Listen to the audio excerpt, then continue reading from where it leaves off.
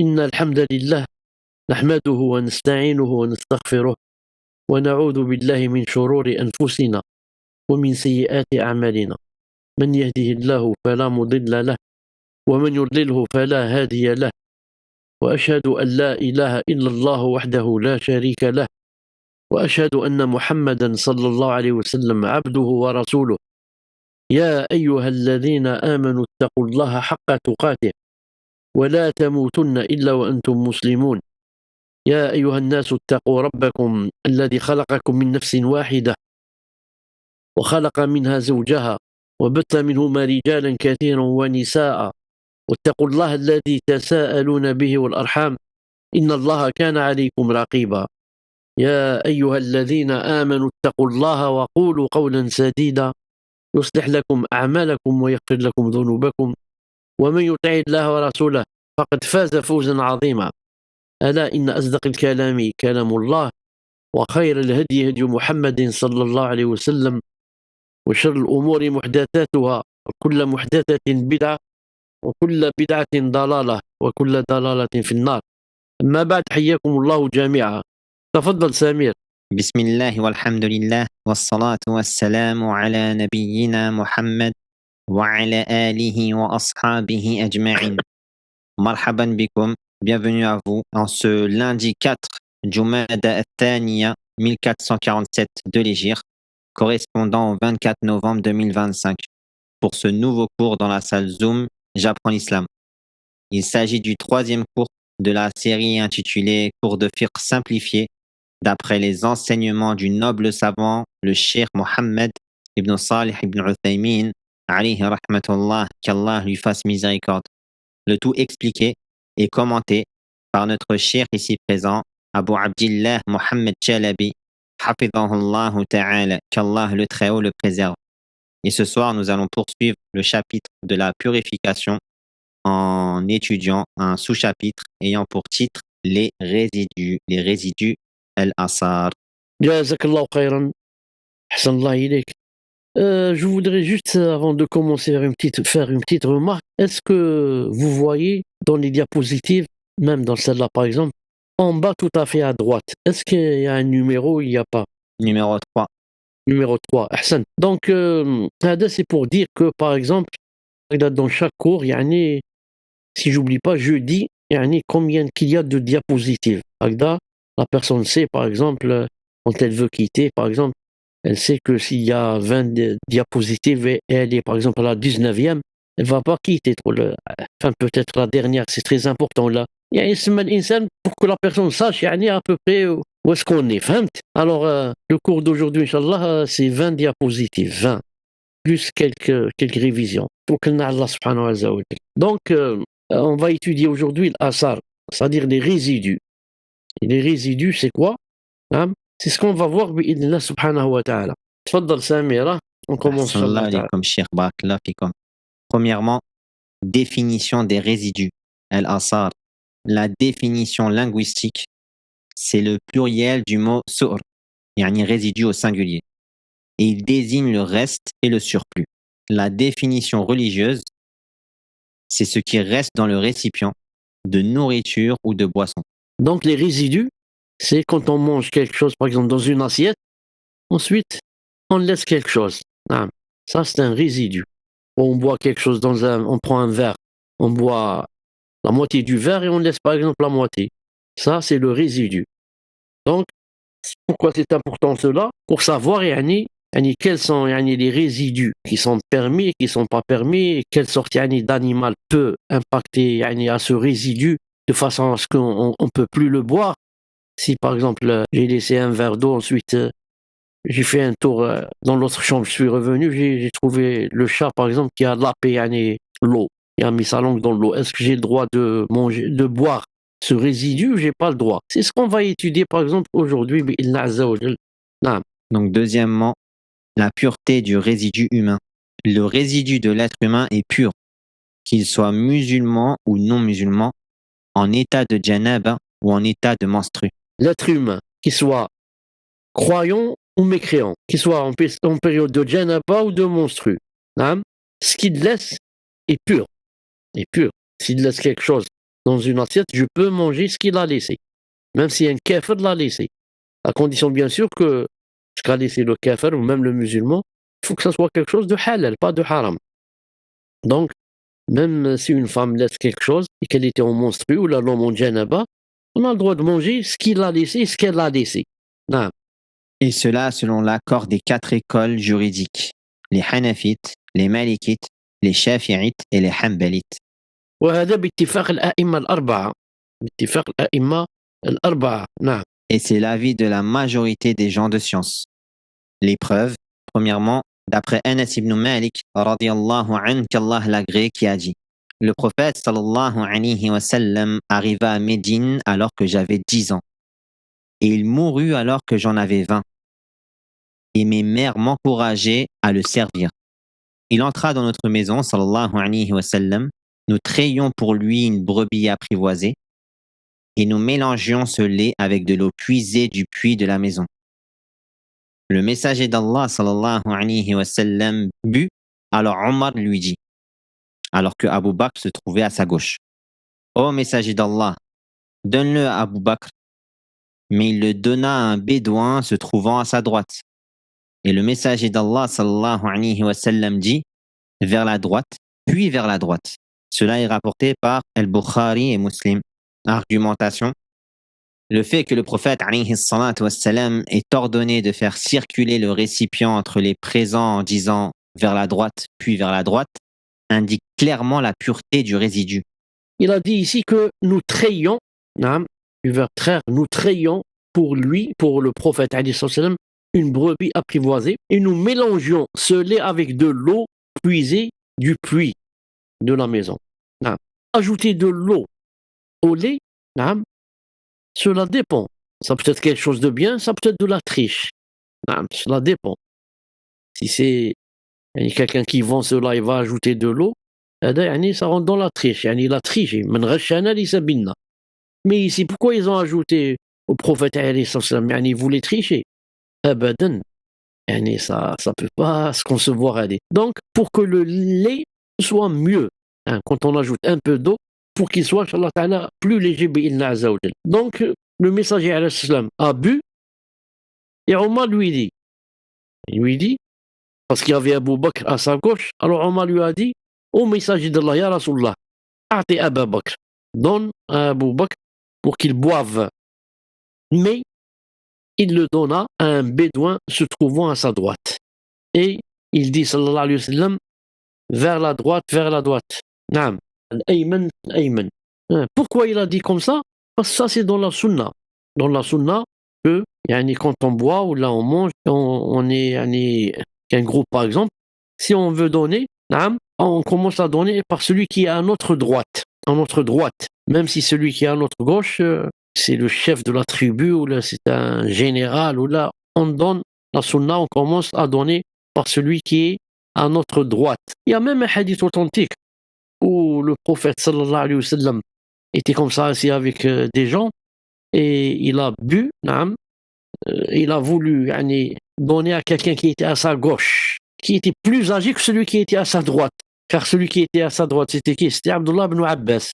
Abdullah ibn Abbas est vraiment jeune à l'époque. Qu'est-ce qu'il a fait sallallahu alayhi wa sallam? Il a demandé la permission à Abdullah ibn Abbas. Il lui a dit: est-ce que tu permets que je donne à celui qui est à ma gauche?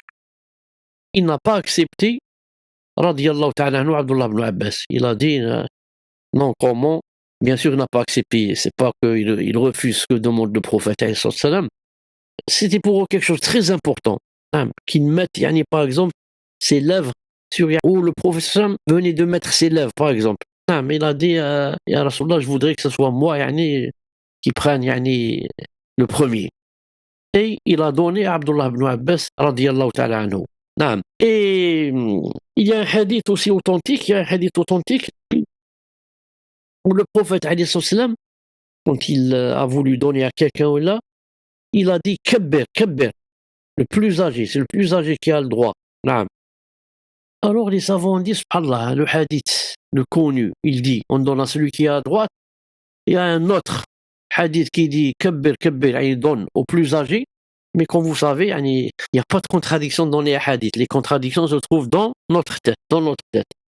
C'est pour ça que Ibn Hajar al-Asqalani dans Fath al-Bari a dit, et comme vous savez que le jam' awla min al-tarjih, comme on dit, alors qu'est-ce qu'il a dit? Il a dit, ces deux hadiths, on peut grouper entre eux. Comment cela? Il a dit, si on est assis, comme ça en groupe par exemple, là, assis comme ça, il y a des gens à ma droite, des gens à ma gauche, et comme ça on forme un cercle par exemple. Il a dit, la sunna c'est de donner, après avoir bu, à celui qui est à sa droite, à celui qui est à la droite de celui qui vient de boire. Naam.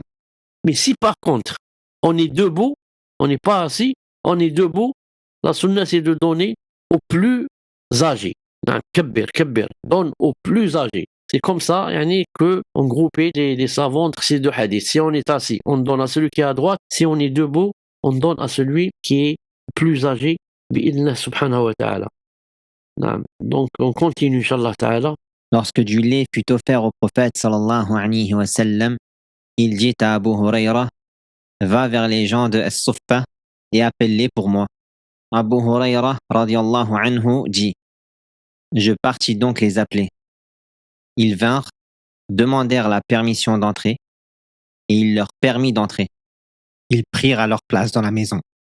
Les gens de Soufa, naam, les savants divergeaient par rapport à leur appellation. Pourquoi Soufa, ça vient d'où? Certains ont dit à cause d'un endroit, et certains qui s'appellent comme ça, certains ont dit à cause qu'ils mettaient du coton, sauf, ça, en arabe, c'est le coton. Ils s'habillaient de coton, et c'est des gens vraiment, vraiment, vraiment pauvres. Et ils habitaient comme ça, devant la mosquée ou dans la mosquée.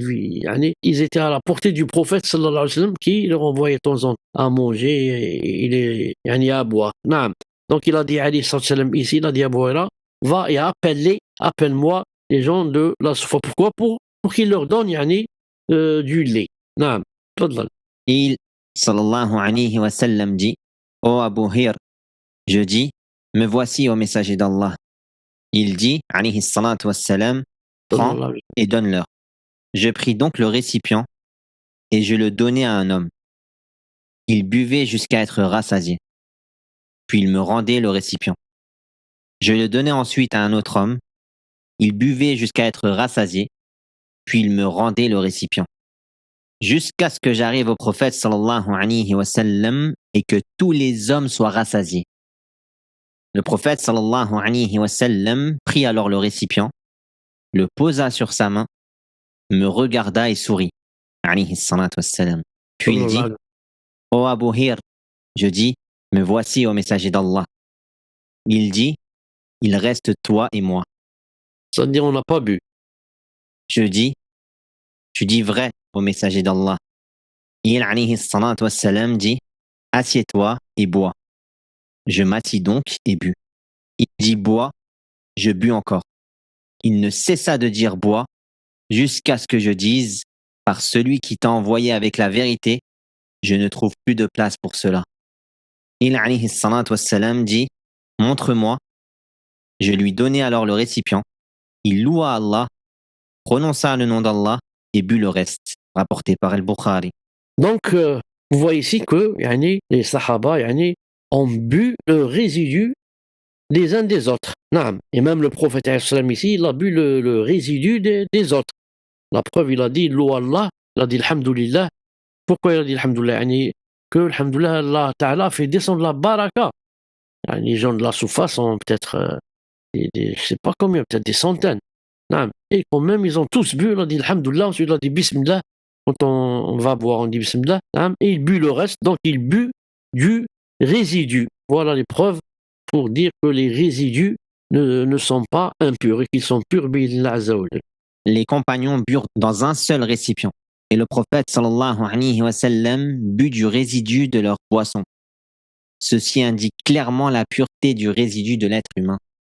D'après Aïcha, radiallahu anha, qu'Allah l'agrée, qui a dit, je buvais alors que j'étais en état de menstru.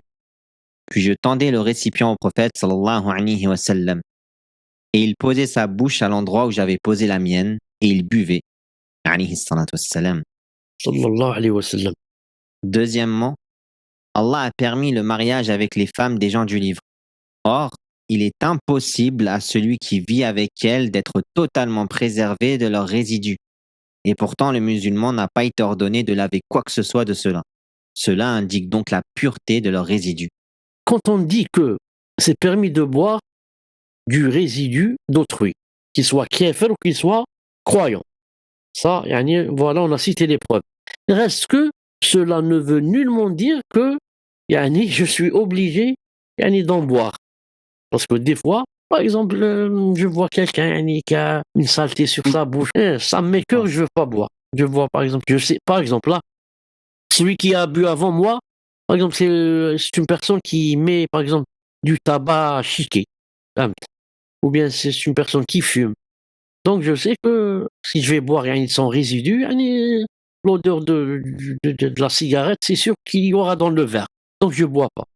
Ça ne veut pas dire que c'est impur. C'est pur. Mais des fois la personne ne boit pas pour d'autres raisons. C'est pas pour la pureté ou l'impureté. Non. Barakallahu fikum, Cheikh Ahsanallahu alaykum. Mais Donc, troisièmement, le résidu de ce dont la chair est consommable et de ce dont la chair n'est pas consommable.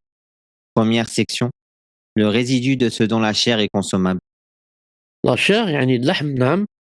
Il y a le lahm qui est consommable, comme par exemple la chair de poule ou là, du mouton, ou là, il y a qui n'est pas consommable, comme celle du porc ou là, de l'âne ou là.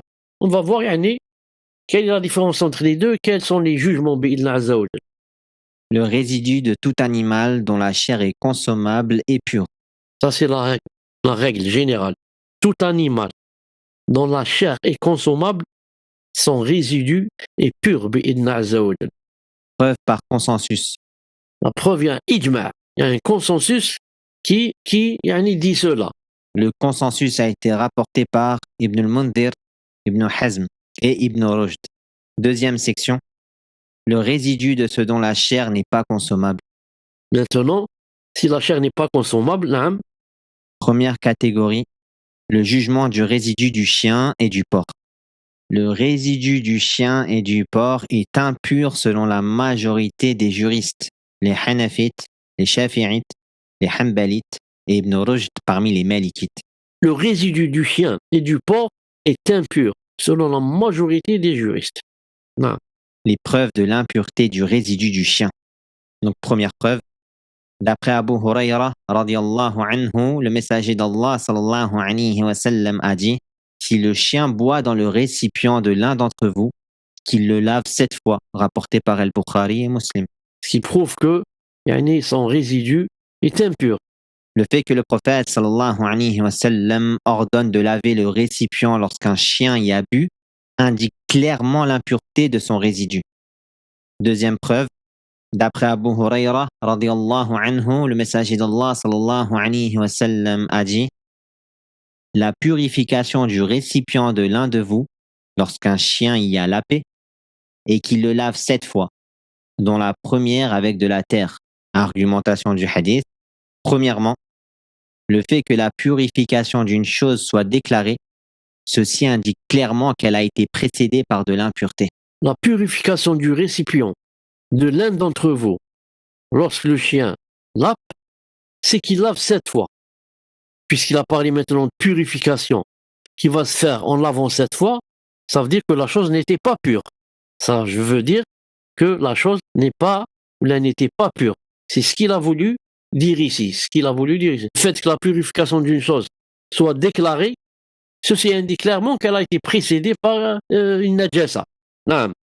Deuxièmement, le chien est impur et il est obligatoire de se purifier de son résidu, comme pour toutes les impuretés. Ensuite, s'il n'était pas impur, alors l'ordre de purifier le récipient de son lapement n'aurait plus aucun sens. Pourquoi le prophète alayhi salam va nous demander de laver 7 fois le récipient dans lequel il vient de laper, avec sa langue, et encore une fois, parmi les 7, une fois avec de la terre, et dans une version 8 fois, la 8e avec de la terre. Mais la version où c'est 7 et la première avec la terre est plus prépondérante, arjah. Parce que si on prend du hadith qui dit 8 fois, la 8e fois avec la terre, donc maintenant le récipient va rester avec de la terre. Et donc il faut le laver une 9e fois. Mais si on met la terre la première fois, c'est logique. Ensuite, c'est 6 fois après. 6 lavages après le premier lavage avec de la terre. Non. L'argument basé sur l'impureté est donc le plus fort, car il est du même sens que le texte explicite. Preuve de l'impureté du résidu du porc. La parole d'Allah Ta'ala selon une traduction du sens, car c'est une souillure. Al-An'am, verset 145. Ainsi, le porc est impur en lui-même, et sa salive provient de sa chair impure. Deuxième catégorie, le jugement du résidu des bêtes sauvages et des oiseaux de proie. On revient aux chiens et aux porcs. Non. Au-delà par rapport aux chiens et aux porcs, surtout aux chiens, non. Il y a beaucoup de divergences entre les savants. Beaucoup de divergences entre les savants. Non. Je vais citer Cheikh l'Islam rahimahullah ta'ala dans Majmou' al-Fatawa. Il a dit que le chien, par rapport au chien, il a dit les savants ont divergé en 3 avis. Le premier avis, subhanallah, c'est que le chien est pur, même sa salive. Subhanallah, le chien est pur, même sa salive. Alors que le hadith dit il faut laver 7 fois. Al-Muhim. Et ça, c'est le madhab Malik. C'est le madhab de l'imam Malik, rahimahullah ta'ala. Et il y a là le deuxième avis qui dit le contraire. Il dit le chien est najis, est impur, tout est impur en lui. Il a dit même ses poils. Même ses poils, il a dit, ils sont impurs.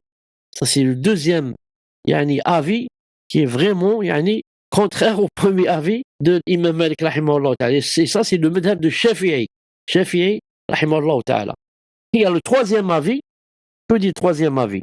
Il dit, sa salive est impure, mais ses poils sont purs. Il a dit, Taymi a dit, il a dit, ça c'est le madhab de Abi Hanifa et une version de l'imam Ahmed. Il a dit, et ça, c'est la parole la plus juste. Il a dit, c'est la parole la plus juste. Il a dit, c'est pour ça que si le chien, il va par exemple lécher un vêtement, ou le pantalon, ou là, c'est pas il va le lécher, il va le toucher, avec, c'est pas sec, c'est humide. C'est-à-dire, s'il va le toucher avec quelque chose d'humide, mais de ses poils, il a dit, ça ne le rend pas impur. Il a dit, ça ne le rend pas impur. Et certains ont dit, pour sortir des divergences, etc., pour avoir le cœur apaisé, bon, on va dire que sa salive est najisa, est impure, ça, à 100%, on n'a pas de doute. Par rapport aux poils, on dit, on va voir, s'il nous touche avec ses poils, il nous a caressé avec son dos, là, on va voir, est-ce que ses poils contiennent de l'humidité, par exemple, il vient de courir, etc., alors, par exemple, il transpire, il nous a touché donc avec ses poils, qui sont maintenant humides. Dans ce cas, on doit laver l'endroit avec lequel il nous a touché. Mais s'il est sec, il n'a pas couru, il n'a rien, les poils, ses poils sont secs, on n'a pas besoin de laver la partie du vêtement. Par rapport au porc, beaucoup de savants disent, comme j'ai dit même ici dans le cours, on a dit que ainsi le porc est impur en lui-même et sa salive provient de sa chair impure, donc sa salive est impure. Mais malgré cela, il y a des savants qui disent, et entre autres aussi Taymiyyah rahimahullah ta'ala, qui disent que il n'y a aucun dalil qui dit que la salive du porc est impure. Pourquoi? Parce que s'il y avait un dalil, si sa salive était impure, pourquoi le prophète islam alors parlerait du chien, il nous montrerait ce qu'on doit faire si, dans le cas où il nous lèche, il ne parle pas du porc, alors que le porc est connu et cité dans le Coran. Il est cité plusieurs fois dans le Coran, le porc. Le khinzir. Ils ont dit donc, il n'y a aucun dalil que sa salive est impure. On dit que, il est muharram. Il est inconsommable et on ne peut pas le manger, c'est haram. Mais pour dire que sa salive est impure, il faut un dalil. Il faut un dalil du Coran et de la Sunna. Ça ne suffit pas le fait qu'il soit interdit. Ensuite, autre chose par rapport aux chiens, jusqu'à présent, les savants divergent sur pourquoi exactement يعني quand il lappe ou il lèche, يعني on doit laver 7 fois, et surtout avec de la terre, et s'il y a de la terre, on n'a pas le droit de laver avec autre chose, avec du savon, du shampoing, mais on lave avec du savon, du shampoing ou là, la d'eau de javel ou là, quand il y a pas de la terre. Et s'il y a de la terre, on doit laver avec de la terre. C'est pour ça que certains savants ont dit, c'est pas surtout parce que c'est najasa. Certains ont dit même, ça doit contenir des microbes ou là, des virus ou là, que jusqu'à présent, les savants, disons, n'ont pas encore trouvé. Et que seule la terre peut tuer ces microbes ou ces virus. Tu laves avec le savon, tu as enlevé la saleté, mais donc les microbes, voilà, ils sont toujours là. Ils sont toujours là. Naam. Barakallahu fikum, Cheikh Ahsanallahu alaykum. Donc, deuxième catégorie, le jugement du résidu des bêtes sauvages et des oiseaux de proie. Les résidus des bêtes sauvages, tels que les loups, les tigres et les lions, ainsi que ceux des oiseaux de proie, tels que les faucons ou autres, sont tous purs. Celui qui dit que le résidu, par exemple, du loup, là, du tigre, ou là, du lion, est impur, ou là, du faucon, ou là, il doit ramener quoi? Il doit ramener la preuve. Il doit ramener la preuve, sinon on va lui dire quoi? Tu as menti sur Allah subhanahu wa ta'ala. Naam. C'est l'avis des Malikites, des Shafi'ites, d'une narration d'Ahmed, ainsi que l'avis choisi par Ibn al-Mundhir, Ibn Hazm et Ibn al-Uthaymin alayhim rahmatullah. Et c'est suivant cet avis que le comité permanent d'Arabie Saoudite a émis sa fatwa. Les preuves, premièrement, du Coran. La portée générale de sa parole, ta'ala, selon une traduction du sens, et il ne vous a imposé aucune gêne dans la religion. Al-Hajj, verset 78. وما جعل عليكم في الدين من حرج. نعم. Or, il y aurait certainement une gêne dans le fait de juger impurs les résidus de ces animaux, car il est difficile de s'en préserver totalement, et en particulier pour les habitants de la campagne. Donc, Allah Ta'ala a dit qu'il n'y a aucune gêne qu'il vous a imposée. Il ne vous a imposé aucune gêne. Et maintenant, si on va dire que le résidu de ces animaux-là est impur, donc ça va nous causer une gêne. Et donc, on a contredit le verset. Deuxièmement, le qiyas. Le raisonnement analogique sur la pureté du résidu des bêtes d'élevage. Le qiyas. On fait une ressemblance avec la pureté du résidu des bêtes d'élevage. La vache, par exemple, son résidu. Est-ce qu'il est impur? Il est pur. Non. On dit la même chose. Comme celle-là. Elle est élevée, cette bête, son résidu est pur. Même les autres bêtes qui ne sont pas élevées, le résidu sont aussi purs. En effet, ce sont des animaux dont la vente est permise. Leur résidu est donc pur. Il n'y a pas de différence entre ces bêtes sauvages et les bêtes d'élevage en cela. Troisièmement, l'analogie, le qiyas, avec la pureté du résidu du félin. Or, le félin est un prédateur qui mange la souillure. Et pourtant, le législateur a jugé son résidu pur. Et ces bêtes sauvages entrent dans le même sens et ont donc le même statut. Quelle est la différence? Le félin, il est connu qu'il mange la souillure. Ou du moins certains d'entre eux. Et pourtant, le législateur a jugé que son résidu était pur. Et ces bêtes sauvages alors, les autres qu'on vient de citer, elles entrent dans le même sens. Donc par conséquent, elles doivent avoir le même statut, c'est-à-dire la pureté de leur résidu. Troisièmement, le résidu des animaux qui rôdent, qui circulent autour des maisons. Première question, le jugement du résidu du chat. Le résidu du chat est pur, et c'est l'avis de la majorité, les Malikites, les Shafi'ites, les Hanbalites, ainsi qu'Abu Yusuf parmi les Hanafites.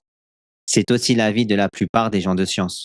Les preuves de cela, premièrement, de la Sunna, d'après Kabsha bint Ka'b ibn Malik, Abu Qatada entra chez elle, et elle lui versa de quoi faire les ablutions. Une chatte vint alors, et il inclina vers elle le récipient afin qu'elle puisse boire. Kabsha dit alors, il me vit en train de la regarder et dit, « T'étonnes-tu, ô fille de mon frère ?» Je répondis, « Oui. » Il dit donc, le messager d'Allah sallallahu alayhi wa sallam a dit, elle n'est pas impure. Elle fait partie de ceux qui tournent autour de vous. Sahih Abu Daoud de Al-Albani.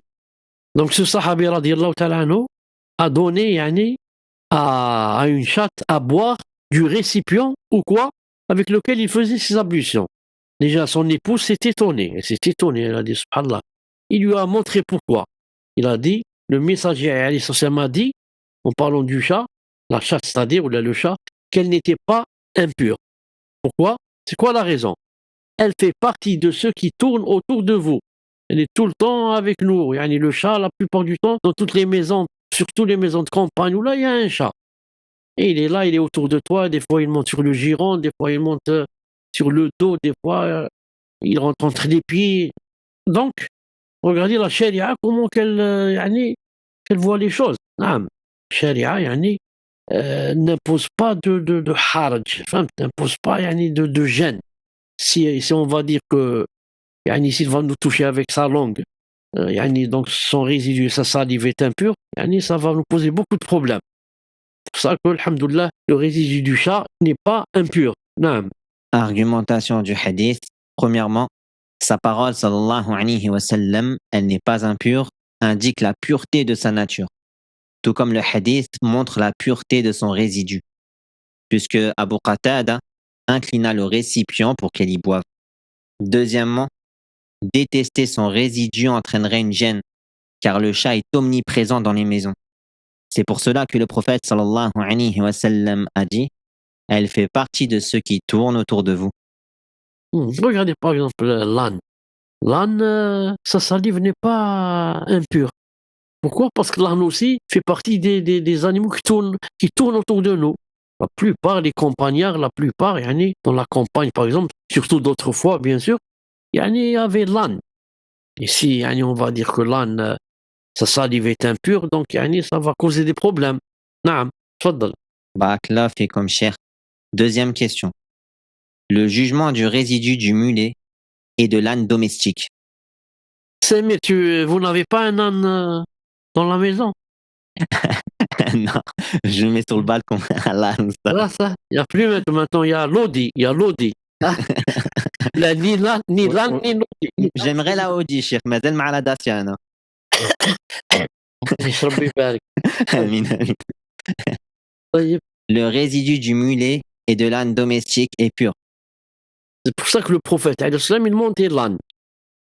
Mieux encore, il faisait la salade sur l'âne. Il faisait la salade nafila en étant sur un âne. Et pourtant, l'âne transpire. Et c'est une preuve que sa transpiration n'est pas à souiller. Car quand on marche et on est dessus, il transpire et sa transpiration va toucher nos vêtements. Malgré cela, il a dit quoi? Il a dit qu'il n'était pas impur. Naam. L'avis des Malikites, des Shafi'ites, d'une narration d'Ahmed, ainsi que l'avis d'un groupe des pieux prédécesseurs. C'est également l'avis choisi par Ibn Qudama, Ibn Baz et Ibn al-Uthaymin. Et c'est la position adoptée par le comité permanent des savants d'Arabie Saoudite. Les preuves de cela. Premièrement, d'après Amr ibn al-Harith ibn al-Mustaliq, radiallahu anhu, qui a dit le prophète sallallahu alayhi wa sallam ne laissa ni dinar, ni dirham, ni esclave, ni servante, excepté sa mule blanche qu'il montait, ses armes et un terrain qu'il avait dédié en aumône pour le voyageur, rapporté par Al-Bukhari. Où est le témoin ici? Là, Samir, où est le témoin? La mule. La mule, qu'est-ce qu'elle a? Il montait, sallallahu alayhi wa sallam. La mule qu'il montait. Il ne monte pas sur quelque chose d'impur. Et si elle est pure, c'est que sa salive est aussi pure. Bi'idna subhanahu wa ta'ala. L'autre hadith. Deuxième hadith, d'après Mu'adh ibn Jabal, radiallahu anhu, j'étais le passager arrière du prophète sallallahu alayhi wa sallam, monté avec lui sur un âne nommé Ufayr. Rapporté par Bukhari ou Muslim. J'ai dit que sa mule s'appelait Duldul. Et son âne, sallallahu alayhi wa sallam, s'appelait Ufayr. Donc on prend de là le jugement de quoi? Que c'est la sunna même, c'est permis au moins à la rigueur, d'appeler les animaux. Celui-là, alayhi salam, il appelait son âne Ufayr, et sa mule, il appelait Duldul. On peut donc appeler les animaux avec des noms qui leur conviennent. Troisièmement, d'après Abdullah ibn Abbas, radiallahu anhuma, qui a dit je vins monter sur une ânesse alors que j'étais proche de l'âge de la puberté.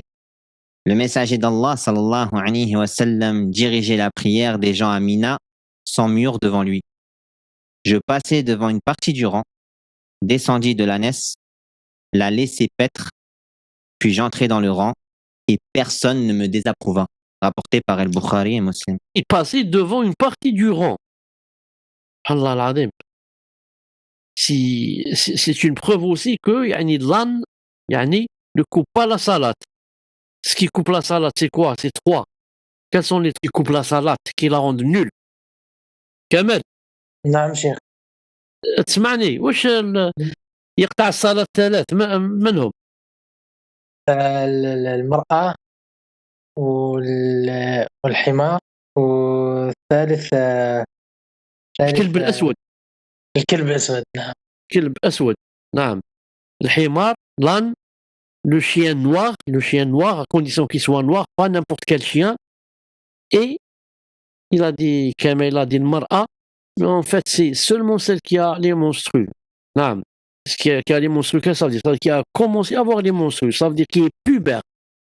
C'est pas au moment de passer yani, est-ce qu'elle a les menstrues au moment de passer ou elle les a pas? Non. Elle a commencé à avoir les menstrues, donc elle est pubère. Donc résumé, ce qui annule la salat, s'il passe devant nous et qu'il n'y a pas une sutra, il passe entre nous, par exemple, et la sutra où il n'y a pas du tout de sutra, c'est un âne ou bien le chien. Il faut à condition qu'il soit noir, ou bien la femme, yani, si elle est pubère. Moi, quand j'ai dit que Abdullah ibn Abbas est passé avec l'âne, ça n'a pas dû annuler la salat. Pourquoi?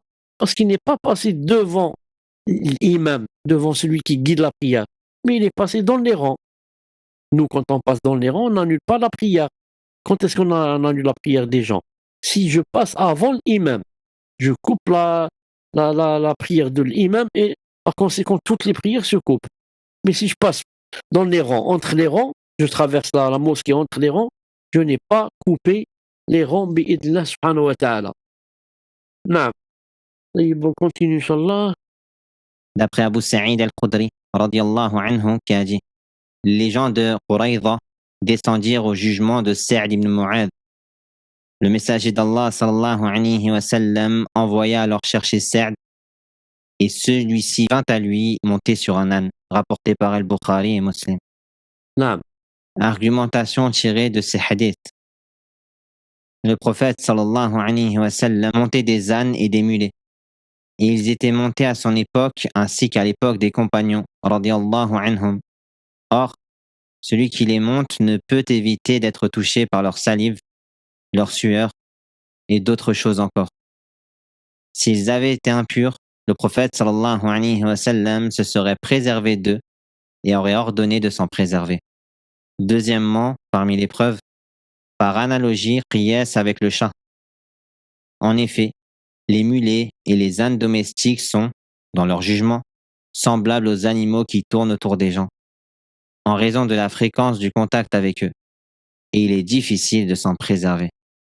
Donc le prophète alayhi salam a dit que la chatte était pure. Et il a cité pourquoi la raison. Parce que c'est un animal qui tourne autour de nous, qui a un fréquent contact avec nous. Maintenant, si on va voir l'âne et le mulet ou la mule, ils ont le même statut.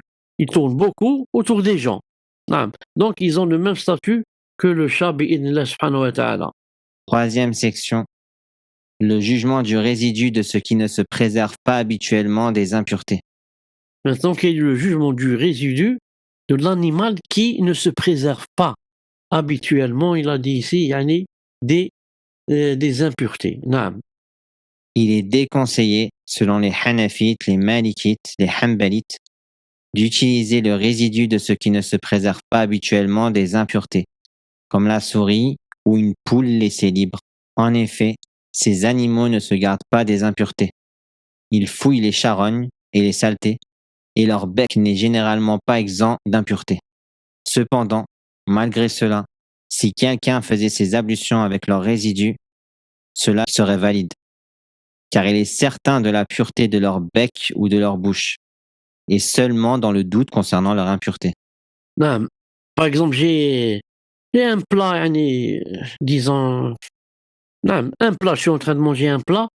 Ensuite, je suis allé dans l'autre chambre, je suis revenu, yani, la poule a à picorer, à manger avec moi un peu de mon plat. Naam. Maintenant, si c'est une poule yani, qui est dans la maison, yani, qui vit dans un appartement alors que c'est presque inconcevable, naam, il n'y a pas de problème. Mais si elle vit et il n'y a que cela, elle vit dans une ferme ou là dans la cour, etc., naam, si elle est libre comme ça, elle va fouiller, yani, fouiller dans la terre et manger yani, les charognes et les saletés avec son bec. C'est pour ça que si maintenant elle a yani, mangé avec moi, naam, ça donne yani, une certaine saleté, naam, ça peut donner même des microbes là dans mon assiette. Naam. Quant à elle, yani la poule elle-même, elle est bien sûr, elle est pure et on peut la manger, sauf si c'est une poule, ça s'appelle jellala en arabe, qui mange yani, seulement de la saleté, qui mange de l'impureté, najasa. Il y a des poules, par exemple, elles n'ont rien à manger, on leur donne seulement yani, najasa. On leur donne seulement à manger yani, najasa. On ne peut pas la manger, mais il faut attendre 3 jours. Il faut la faire jeûner, qu'elle ne mange pas pendant 3 jours pour pouvoir la manger. Tout animal, même c'est pas seulement la poule, tout animal qui mange yani, le najas, l'impureté, hein, on attend yani, 3 jours sans lui donner à manger jusqu'à ce que cette chose parte et sorte de son corps. Ensuite, on peut yani, l'égorger et le manger. Bi'ilna azza wa jal. Naam. Or, el-yaqin la yazulu bishak. Le doute ne lève pas la certitude. Ouais. Maintenant, j'ai un doute par rapport à cette poule. Naam. Qu'elle a mangé par exemple la najasa ou n'a pas mangé de l'impureté, hein, si le doute qui veut maintenant lever la certitude, on ne peut pas, parce que la base c'est la tahara, la base c'est la pureté. La base c'est la pureté de sa bouche et de son bec. C'est de temps en temps que, par exemple, je trouve de l'impureté sur son bec ou dans sa bouche. Donc, je dois me baser sur quoi? Sur yani, la règle. Le doute ne lève pas la certitude. Et par exemple, on a parlé de la souris aussi. Par exemple, on a une souris qui tombe yani, dans un récipient. Naam. Le hadith a dit, il a cité la souris qui tombe, par exemple, yani, qui tombe dans une chose. Les savants ont dit, la souris, quand elle tombe dans une chose, cette chose dans laquelle elle est tombée, ou bien c'est quelque chose de solide, ou bien c'est quelque chose de liquide. Si c'est quelque chose de solide, comme par exemple on a une grande bassine, par exemple, disons de miel, ou une grande bassine parce que miel c'est pas liquide, hein, une grande bassine de beurre. Il y a un beurre qui s'appelle semn. Tu connais Samir semn, hein, Le semn, beurre clarifié. clarifié comme ça. Naam, c'est ça. Ah, voilà, si on a maintenant un grand récipient de beurre clarifié, là, ensuite il y a, je sais pas, 40 kilos, 50 kilos, là, 3 kilos, 4 kilos, il y a une souris qui va tomber à l'intérieur. Comment je vais faire? Subhanallah, là, c'est de l'argent hein, de le beurre. Surtout si c'est quelqu'un, par exemple, qui vend lui-même du beurre. Il a peut-être 50 kilos là dans le frigo. Comment qu'il va jeter tout ça? C'est de l'argent qui va se jeter par la fenêtre. Le hadith du prophète, il a dit, il enlève la souris qui est morte dans la horde, dans le beurre hada, il la jette ou et ce qui l'entoure. L'endroit où elle est tombée. D'abord on jette la souris, ensuite on va enlever le beurre hein, tout autour de l'endroit où elle est tombée, c'est tout. Et l'autre beurre, on le mange.